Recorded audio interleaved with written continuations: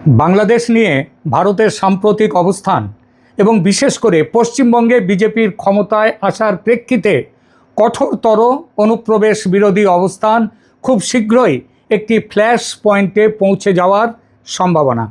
Israel যেভাবে গাজায় ব্যবস্থা নিয়েছে, বাংলাদেশে ভারতের ব্যবস্থা গ্রহণ সেই পথে হবে, এই বলে শুভেন্দু অধিকারী যে হুমকি দিয়েছেন সেটাকে কেবলমাত্র কথার কথা বা ফাঁকা বুলি হিসেবে ধরলে ভুল হবে বলে আমি মনে করি।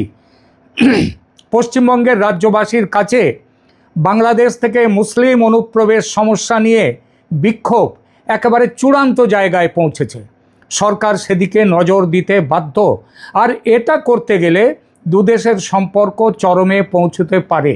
বাড়তি উত্তেজনার কারণ বাংলাদেশের বিএনপি সরকারের চীন এবং পাকিস্তানের সঙ্গে ঘনিষ্ঠতা। এই প্রেক্ষিতে যুদ্ধের দামামা বাজছে কি না, কিংবা কতটা কাছে সেই দামামা চলে এসেছে, এই নিয়ে এখনকার প্রতিবেদন। নমস্কার, ক্যালকাটা ডায়ালগস থেকে মনোজ দাস বলছি। বাংলাদেশকে ঘিরে ভারতের সাম্প্রতিক অবস্থানকে এখন আর সাধারণ কূটনৈতিক অস্বস্তি বলে উড়িয়ে দেওয়ার সুযোগ নেই। পরিস্থিতি দ্রুত এমন এক পর্যায়ে যাচ্ছে যেখানে সীমান্ত, অনুপ্রবেশ, রাজনৈতিক ভাষ্য এবং আঞ্চলিক শক্তির সমীকরণ সব মিলিয়ে একটা সম্ভাব্য ফ্ল্যাশ পয়েন্ট তৈরি হচ্ছে। এই পরিবর্তনের সবচেয়ে বড় পটভূমি বর্তমানে পশ্চিমবঙ্গ।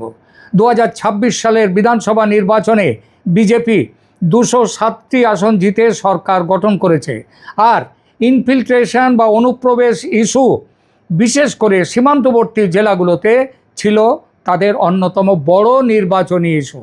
তার মানে খুবই পরিষ্কার, এই সরকার চাইলে হবে না। এই সরকার চাইছে তা নয়, বরং রাজনৈতিকভাবে বাধ্য হয়েই তাকে অনুপ্রবেশ বিরোধী কঠোর অবস্থান নিতে হবে। কারণ নির্বাচনী প্রতিশ্রুতি যখন নিরাপত্তা প্রতিশ্রুতিতে রূপ নেয়, যখন রাজ্যের হিন্দু জনসংখ্যার অস্তিত্বের পক্ষে বিপজ্জনক পরিস্থিতি চলে আসে, তখন সরকার সেটিকে ফাঁকা স্লোগান হিসেবে ফেলে রাখতে পারে না। আর পশ্চিমবঙ্গে বিজেপির জন্য বাংলাদেশ সীমান্ত প্রশ্ন এখন শুধু প্রশাসনিক ইস্যু নয়, এটি তাদের ক্ষমতার নৈতিক ভিত্তির অংশ। আমরা দেখেছি সরকার গঠনের পর সীমান্তে বেড়া দেওয়ার কাজ ত্বরান্বিত করতে শুভেন্দু অধিকারীর বিজেপি সরকার 45 দিনের মধ্যে বিএসএফকে জমি হস্তান্তরের কথা বলেছে।